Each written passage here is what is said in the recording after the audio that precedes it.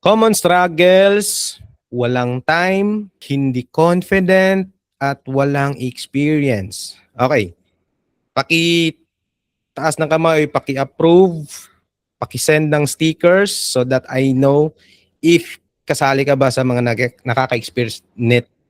Walang time, walang confident, tapos walang experience. Okay, so madami. Ganito yan.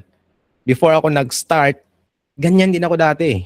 Walang time, hindi confident, then wala din akong experience. Experience ako pero hindi pa siya pang international experience eh. Wala akong time. Wala akong time kasi full-time yung transition ko, full-time instructor 8 to 5, and then nagsa-start ako ng freelance from after 5. So after 5 to midnight, depende kung maraming projects. Pero start ang part-time lang yung sinimulan ko lang ng part-time.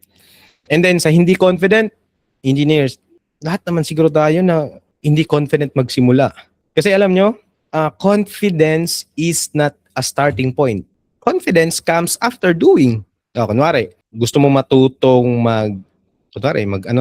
mag-drive motorsiklo, right? Single motor. Kunwari, magda-drive ka. Di ba sa simula magda-drive ka, hindi ka naman talaga confident pumunta sa mga highway. Magiging confident ka lang pupunta sa mga highway kapag may experience ka na sa pagdadrive in repetitive times. First day, hindi ka pa confident mag-drive. Second day, hindi pa rin. After 1 week, medyo confident ka na. After 1 month, confident ka na. Kahit anong kalsada pa yan, kahit highway pa yan, or 2 months, 3 months, kahit ano. Basta over time, mabibuild yung confidence nyo. Same lang din yan sa freelancing. Hindi lahat talaga confident.